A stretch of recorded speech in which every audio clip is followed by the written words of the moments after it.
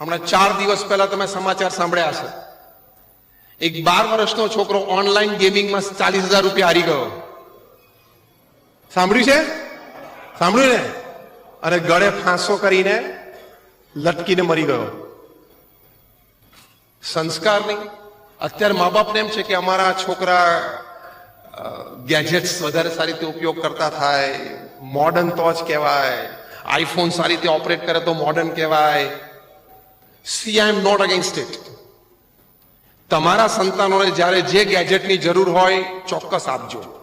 એને ભણવા માટે ટેબ્લેટ કે આઈપેડ જોઈતું હોય, સ્કૂલમાંથી એની માટેનો આદેશ આવે તો ચોક્કસ લાવી આપજો. આ બધા ગેજેટ છે એ ખૂબ ઉપયોગી છે, પણ તમારે મા બાપ તરીકે સંસ્કાર આપવા પડશે કે બેટા આની મર્યાદાઓ શું છે, આમાં શું વપરાય ને શું ન વપરાય.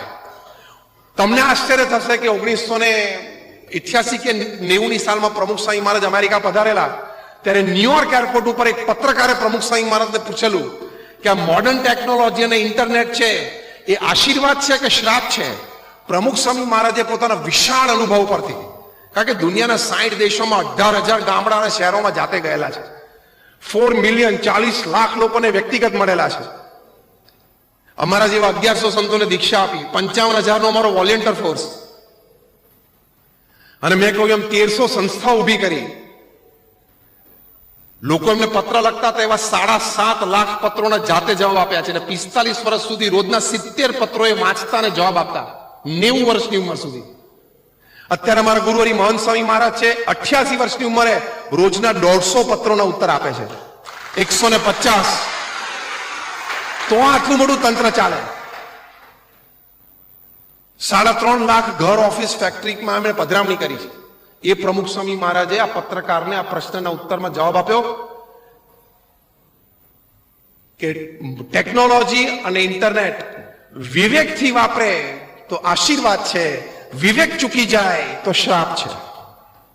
જે હકીકત છે. જો આ બાળકની વાત થઈ હમણાં, વિવેક ચૂકી ગયો તો શ્રાપ.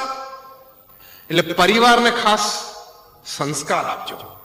તમારા બાળકના હાથમાં તમે મોબાઈલ ફોન આપો ત્યારે પતિ પત્ની એટલે મા બાપ બંને સાથે બેસીને એને બધું વિવેક સમજાવજો. દર 3 દિવસે 5 મિનિટનો ક્લાસ લેજો.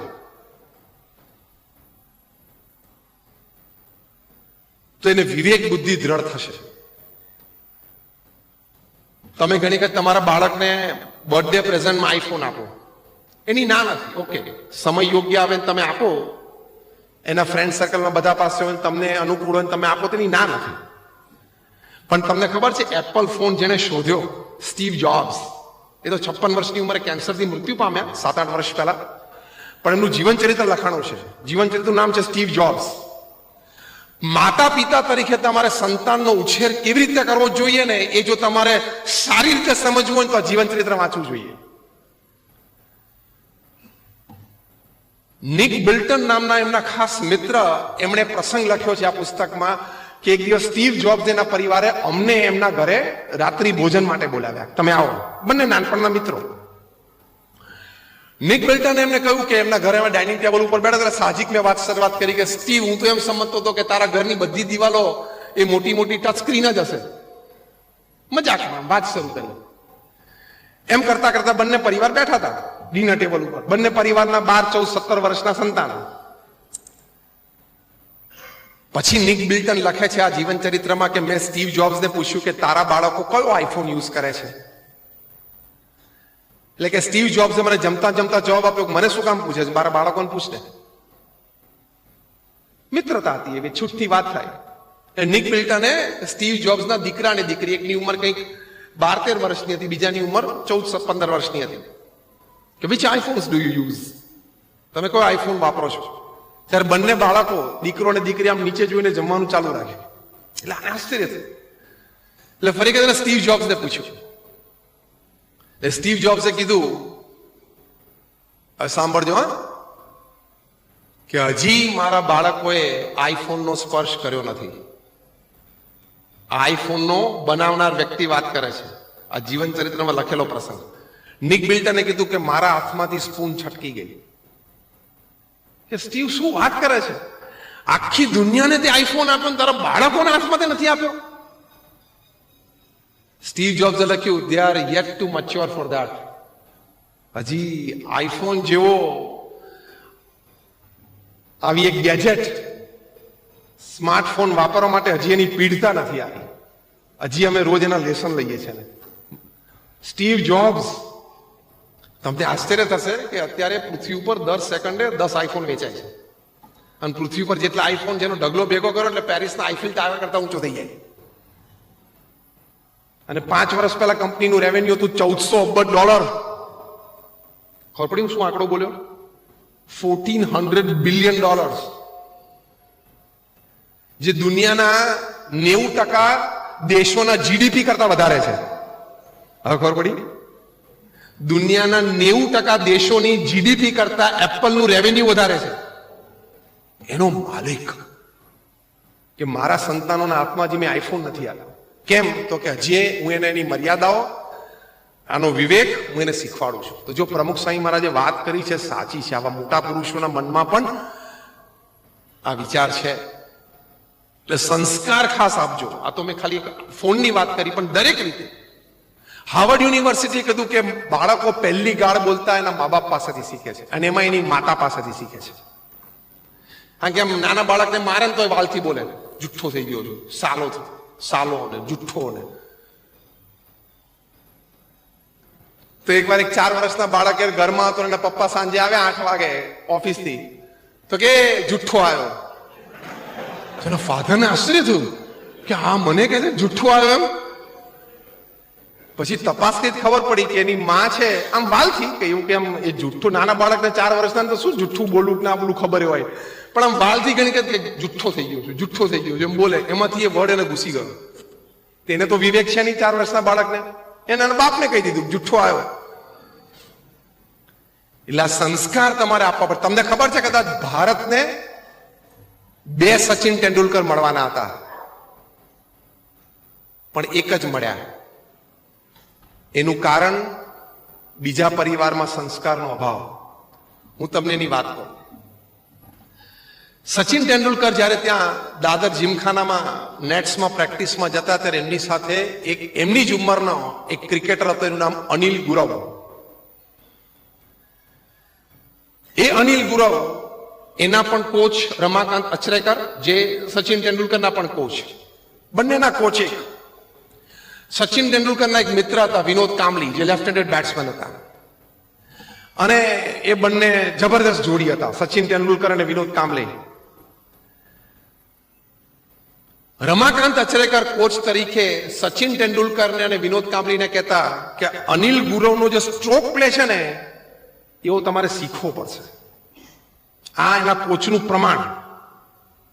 સચિન તેંડુલકર પોતે એવું કહેતા કે અનિલ ગુરવનું જે ફૂટવર્ક હતું, સિલેક્શન ઓફ શોટ્સ હતા, એ જોઈને મને અને કાંબલીને નેટમાં ઉભા ઉભા આમ સરપ્રાઈઝ, આશ્ચર્ય લાગતું હતું કે કેટલું ફાસ્ટ એનું મગજ ચાલે છે અને કેટલું એક્યુરેટ છે. એટલે સચિન કરતા પણ વધારે ગોડ ગિફ્ટેડ ટેલેન્ટેડ બેટ્સમેન. જ્યારે સચિન તેંડુલકર પાસે એસજી નું બેટ નહોતું ને, જે સારામાં સારું બેટ ગણાય, એ વખતે અનિલ ગુરવ એસજી ના બેટથી રમતો હતો. સચિન તેંડુલકરે પોતાના જીવન ચરિત્રમાં વાત કરી છે કે મને બહુ ઈચ્છા હતી કે એકવાર હું આ બેટથી રમું, પણ હું માંગુ કેવી રીતે, કારણ કે એમનો સ્વભાવ પહેલેથી શરમાળ, આજે પણ શરમાળ છે. એટલે સચિન તેંડુલકરે એમના કોચને કીધું, અને બીજા એક હતા કોમેન્ટેટર હતા રમેશ, વાનખેડે સ્ટેડિયમ ઉપર, એમને વાત કરી કે તમે અનિલ ગુરવને કોને કે એકવાર એનું એસજી નું બેટ મને વાપરવા આપે. એટલે અનિલ ગુરવને ખબર પડી કે સચિનને મારું આ બેટ જોઈએ છે વાપરવા માટે. એટલે અનિલ ગુરવ એને સામેથી આપ્યું, તું વાપર, વાંધો નહીં, પણ એક શરત કે તારે બહુ સારો સ્કોર કરવાનો, નહીં તો બીજી વખત નહીં આપું. એટલે ભાવથી કે એ ઇન્સ્પિરેશન. અને સચિને એ એસજી નું બેટ અનિલ ગુરવનું વાપરીને સેન્ચુરી કરી. આ સિનારીઓ હતો એક વખત. અનિલ ગુરવ માટે એવું કહેવાતું હતું કે he is the Vivian Richards of Mumbai. Vivian Richards તો કેવા મોટા બેટ્સમેન થઈ ગયા વેસ્ટ ઇન્ડિઝના, સર વિવિયન રિચર્ડ્સ કહેવાય છે. એને એની ઉપમા 16 વર્ષની ઉંમરે મળેલી કે આ મુંબઈનો વિવિયન રિચર્ડ્સ છે. એ અનિલ ગુરવ માટે રમાકાંત અચરેકર પોતે એટલે કે કોચે પોતે કીધું કે તમારા ત્રણમાંથી એટલે અનિલ ગુરવ, સચિન તેંડુલકર અને વિનોદ કાંબલી તમારા ત્રણમાંથી પહેલો જો કોઈ ઇન્ડિયા માટે રમશે ને તો અનિલ ગુરવ રમશે. પહેલું સિલેક્શન એનું થવાનું છે. પણ સંજોગ, પરિસ્થિતિ, જ્યારે પરિવારમાં સંસ્કાર ના હોય કોઈ વ્યક્તિને ત્યારે કેવી પરિસ્થિતિ સર્જાય છે. અને જોગાનું જો અનિલ ગુરવના મોટા ભાઈનું નામ પણ અજીત, સચિન તેંડુલકરના મોટા ભાઈનું નામ પણ અજીત. પણ એક અજીતે પોતાના નાના ભાઈને વિશ્વ પ્રસિદ્ધ પહોંચાડી દીધો, બીજા અજીતે એના ભાઈને ડૂબાડી દીધો. આ અજીત છે મુંબઈમાં કોઈ અંડરવર્લ્ડ ગેંગમાં શાર્પ શૂટર થઈ ગયો. અને જે કઈ બધી પ્રવૃત્તિઓ ચાલતી હશે એટલે પોલીસ વારે વારે ઘરે આવે અને ભાગી જાય. એટલે અનિલ ગુરવને અને એના માતાને ઇન્ટરોગેશન માટે પોલીસ સ્ટેશન લઈ જાય. એટલે આ ડિસ્ટર્બ થવા માંડ્યો, એના શેડ્યુલ ડિસ્ટર્બ થવા માંડ્યા. લખે છે કે ઘણી વખત તો અનિલ ગુરવને 2-3 દિવસ સુધી ત્યાં ઇન્ટરોગેશનમાં રાખે, પૂછપરછમાં રાખે. અને આ બધી કળા તો એવી છે ને કે તમે એક દિવસ પ્રેક્ટિસ ના કરો તો તમને ખબર પડી જાય કે કંઈક ઓછું છે. અને 2 દિવસ પ્રેક્ટિસ ના કરો એટલે ઓડિયન્સને ખબર પડી જાય 2 દિવસ ત્યાં નેટમાં ગયો નથી લાગતો. આ કક્ષાની કળા એવી છે. એટલે અનિલ ગુરવને ઇન્ટ્રોગેશન માટે લઈ જાય, મેન્ટલી ડિસ્ટર્બ થાય, એના દિવસો બગડે, ત્યાં કોચિંગમાં જઈ ના શકે. એમ કરતા કરતા 1.5, 2, 3 વર્ષ વીતી ગયા. અનિલ ગુરવની ફોકસ, કોન્સન્ટ્રેશન, રમત પ્રત્યેનું જોડાણ એ છૂટતું ગયું. આજે જ્યારે હું તમને વાત કરું છું ત્યારે અનિલ ગુરવ મુંબઈમાં નાલા સોપારામાં ઝૂંપડપટ્ટીમાં 200 સ્ક્વેર ફૂટના રૂમમાં એ રહે છે. ક્યાં સચિન તેંડુલકર પહોંચી ગયા અને ક્યાં અનિલ ગુરવ. સચિન તેંડુલકર પોતે વાત કરતા કે અનિલ ગુરવ નું જો કરિયર એઝ ઇટ ઇઝ રહ્યું હોત ને તો એ મારા કરતા ઘણા આગળ નીકળી ગયા હોત. પણ મોટા ભાઈને આ કુસંસ્કાર, પરિવાર એ સંસ્કાર યોગ્ય રીતે એનો સુધાર ન કરી શક્યા, શાર્પ શૂટર થઈ ગયો, દારૂ પીતો થઈ ગયો, એને લઈને એ પરિવારમાં પરિસ્થિતિ થઈ. નહીં તો ભારતને 2 સચિન મળવાના હતા. અને કદાચ એવું કહેવું તો કહી શકાય 2 અનિલ મળવાના હતા. He could have eclipsed Sachin. એટલે પરિવારમાં જો સંસ્કાર નહીં હોય તો પ્રમુખ સ્વામી મહારાજ આ વાત બોલ્યા બહુ સાચી. સંપત્તિ અને સંતતિ 2 ખોવાનો વારો આવશે. જો આ પરિવારને આવ્યો, સંપત્તિ અને સંતતિ 2 ખોઈ નાખી. તો આ પરિવાર માટે ખૂબ જરૂરી છે. ત્રીજી વાત, કંઈક નાની મોટી સમાજ સેવાનો પણ શુભ સંકલ્પ કરજો તો તમને આનંદ આવશે. અમેરિકામાં એક રિસર્ચ પ્રમાણે તમે અઠવાડિયે 2 કલાક પણ નિસ્વાર્થ ભાવે કોઈ સમાજ સેવા કરો, જે પણ તમને ગમે, કોઈને અનાથ આશ્રમ, કોઈને બાલાશ્રમ, કોઈને કોઈ શિક્ષણની પ્રવૃત્તિ, કોઈને કોઈ મેડિકલ પ્રવૃત્તિ, જે પણ તમને ગમે, પણ ત્યાં અઠવાડિયે 2 કલાક આપજો. ત્યાં તો રિસર્ચમાં એવી ખબર પડી કે તમને કદાચ કોઈ સમાજ સેવાની પ્રવૃત્તિ ના મળે ને તો બાજુમાં કોઈ હોસ્પિટલ હોય ને ત્યાં જઈને કચરો વાળી આવજો 1 કલાક. એના શારીરિક લાભ છે, માનસિક લાભ છે અને આંતરિક લાભ છે. સ્ટ્રેસ, તણાવ ઓછો થાય છે, થાક ઓછો થાય છે, કુવિચારો ઓછા આવે છે, સદવિચાર, સદપ્રવૃત્તિ, સદભાવના એ વધે છે. આ બધું સાયન્ટિફિકલી પ્રૂવ છે. હું ખાલી શ્રદ્ધાથી વાત તમને કરું છું એવું નથી. I am also man of science.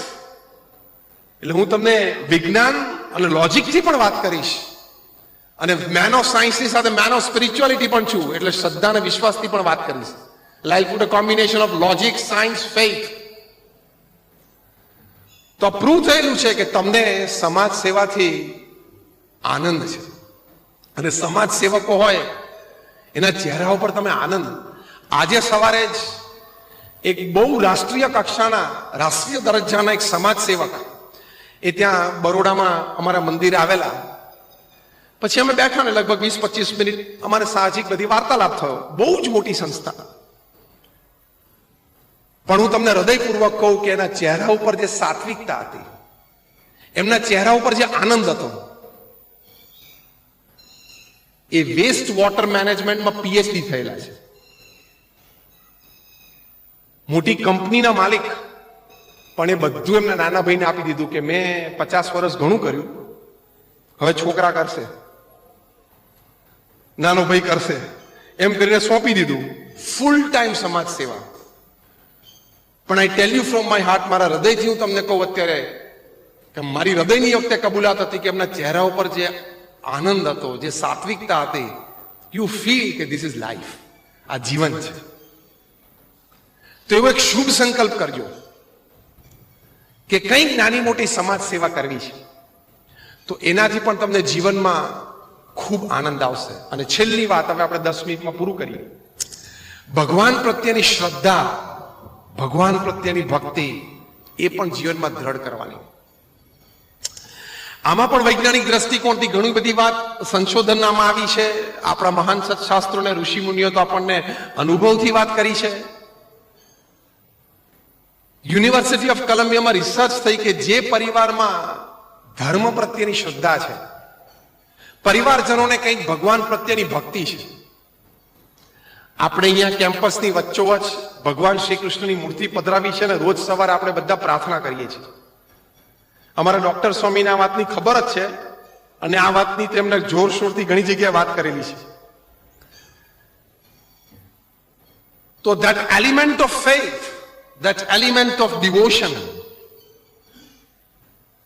એક મનુષ્ય તરીકે આપણામાં હોવું જોઈએ. નહીં તો મનુષ્ય અને પશુમાં કોઈ ફરક નથી. પશુ પણ સવારે ઉઠીને ખાઈ પીવે છે, હરે ફરે છે, બચ્ચા પેદા કરે છે, બચ્ચા મોટા કરે છે. તમે તમારા છોકરાઓને ભણાવો છો, અને સિંહણ પણ જંગલમાં એના બચ્ચાને હન્ટિંગ શીખવાડે છે. એ પણ એટલું જ કપરું કામ છે, સહેલું નથી. એટલે બધું પશુઓ પણ કરે છે. પશુમાં અને માણસમાં ફેર શું? ધર્મ અને ભક્તિ એ પશુ અને માણસમાં ફેર છે. પ્રમુખ સ્વામી મહારાજ આ વાત કરતા કે ધર્મ અને ભક્તિ જો મનુષ્યના હૃદયમાં ના હોય તો એ પશુ જેવો જ છે. કારણ કે પછી તમે ખાઓ પીવો, હરો ફરો, આનંદ કરો, મોજ મજાક કરો, પરિવાર ચલાવો, બચ્ચા મોટા કરો, પછી ટાઈમ આવે એટલે આગ બંધ થઈ જાય, કાર્યક્રમ પૂરો. પશુ જેવું જીવન. It is animal life, dog life, donkey life, cat life, simple. તો યુનિવર્સિટી ઓફ કોલંબિયાએ કીધું કે જે પરિવારમાં ધર્મ છે, ધર્મના સંસ્કાર છે, જે પરિવારમાં ભગવાન પ્રત્યેની થોડી શ્રદ્ધા અને ભક્તિ છે, એ પરિવારને, જે પરિવારોમાં ધર્મ અને ભક્તિ નથી, એના કરતા શું વિશેષ લાભ છે? 10 વર્ષનો આ સર્વે, 1 લાખ પરિવારમાં સર્વે, પૃથ્વીના 5 ખંડો ઉપરનો સર્વે, દુનિયાના 100 દેશોમાં સર્વે, એની પરથી તારણ કાઢ્યું કે જે પરિવારોમાં ધર્મ અને ભક્તિના સંસ્કાર વિશેષ છે, એ પરિવારમાં પહેલી વાત કે પરસ્પર એકબીજા પ્રત્યે સહન કરવાની વૃત્તિ, સહિષ્ણુતા અને પ્રેમ એ વધારે જોવા મળ્યા. આ સુખમય જીવન થયું કે નહીં? કારણ કે હાર્વર્ડ યુનિવર્સિટીએ સ્ટડી કર્યો કે પૃથ્વી પર સૌથી મોટો આનંદ કયો? તો પારિવારિક જીવનનો આનંદ.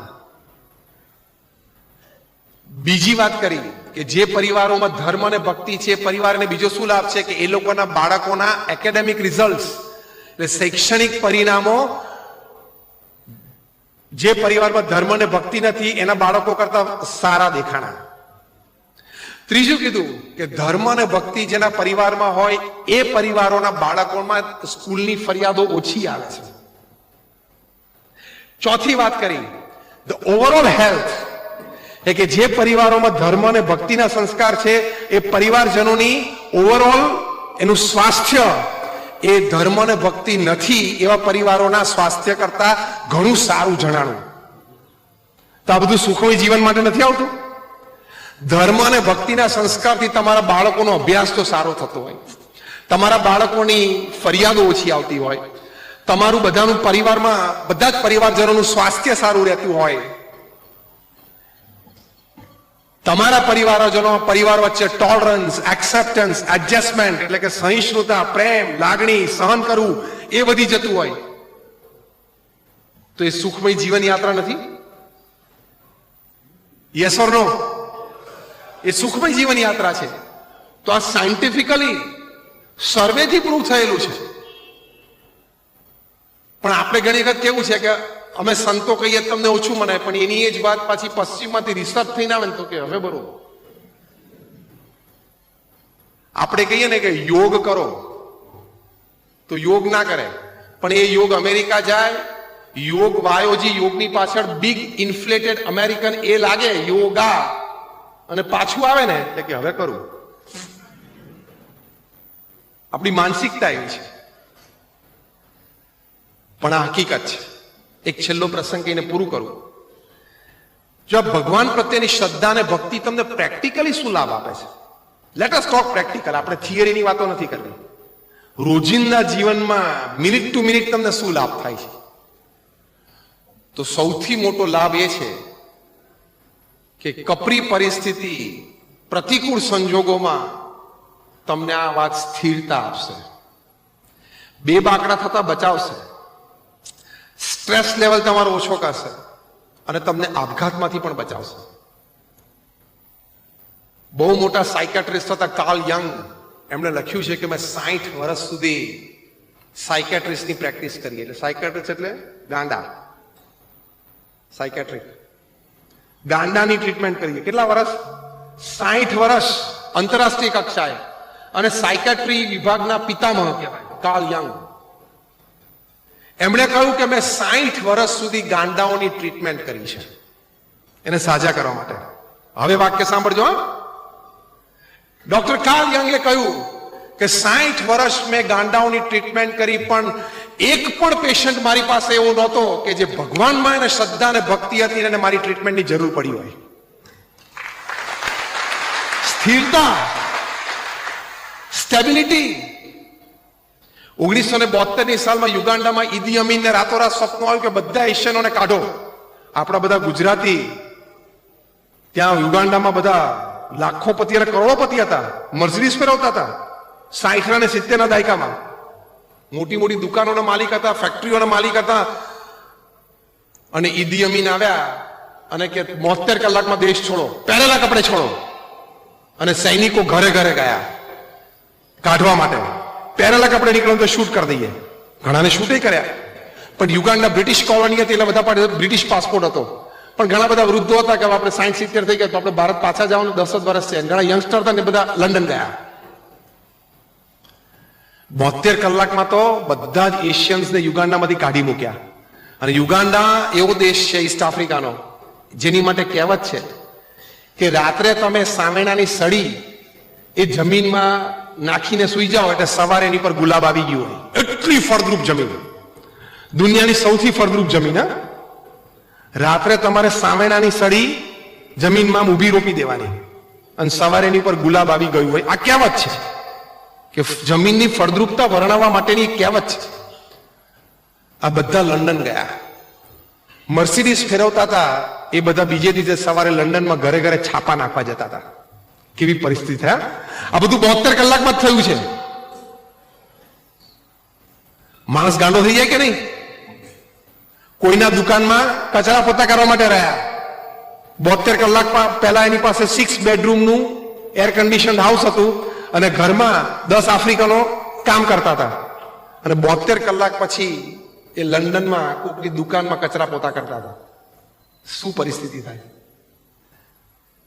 પણ ચાર્લ્સ કનિંગહેમ નામના એક બ્રિટિશ ઇતિહાસકારે લખ્યું કે આ બધા ગુજરાતીઓ અને બધા ઇન્ડિયન્સ એ યુગાન્ડામાં આવી સાહેબી છોડીને અહીંયા આવ્યા. રાતોરાત આવવું પડ્યું, પહેરેલા કપડે કાઢી મૂક્યા. એરપોર્ટ ઉપર ઈદી અમીનની આર્મી ઉભી રહેતી હતી. વીટી પણ ભૂલથી કોઈ લઈ જાય શકે, વીટી પણ ચેક કરે, ગળાનો ચેન હોય પણ ચેક કરે, વોલેટ પણ કાઢી લે, અને બૂટ સારા દેખાય તો બૂટ પણ કાઢી લે.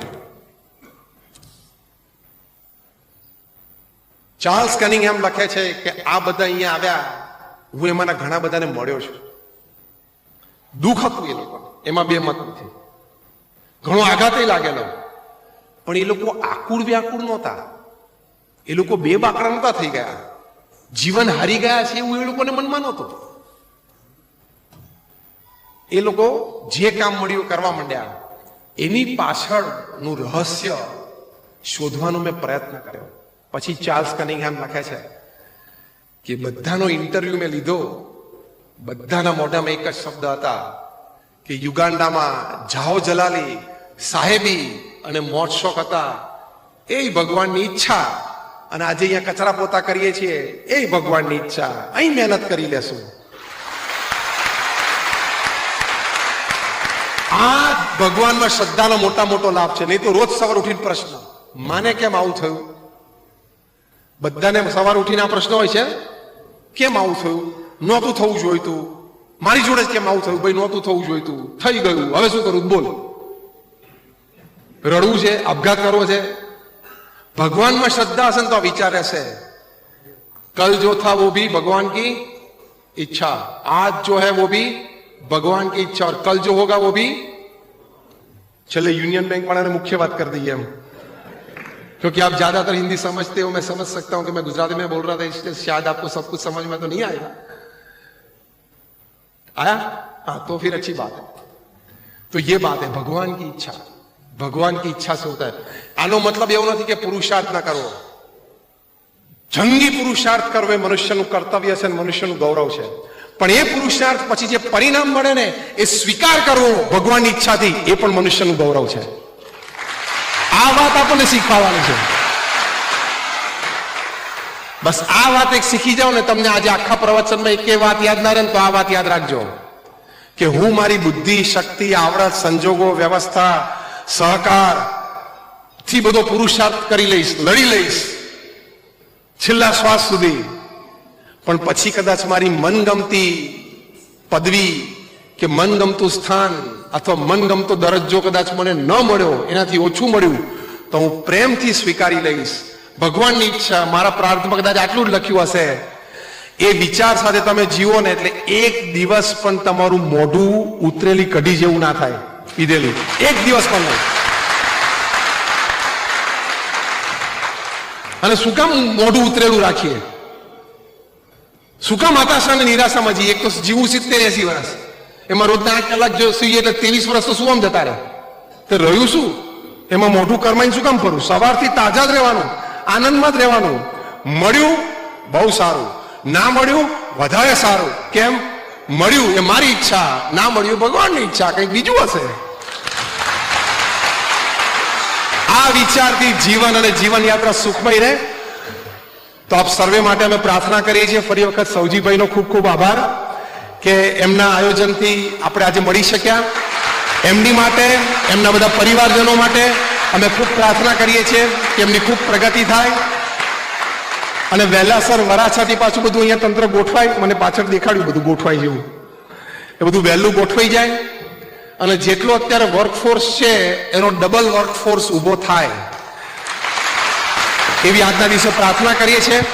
આપ સર્વેના પરિવારજનોને પણ ખૂબ સંસ્કાર પ્રાપ્ત થાય, ભગવાન પ્રત્યેની શ્રદ્ધા પ્રાપ્ત થાય, તમારા સંતાનો પણ ખૂબ સારું ભણે અને આપણે જે $5 ટ્રિલિયન ઇકોનોમી બનાવવી છે એ આપણે આપણી આંખે સારી રીતે જોવી છે. ભારતને એક વિકસિત દેશ અને બીજો શબ્દ પણ મહાસત્તા એ આપણે બનાવવો જ છે. જય સ્વામિનારાયણ, જય શ્રી કૃષ્ણ.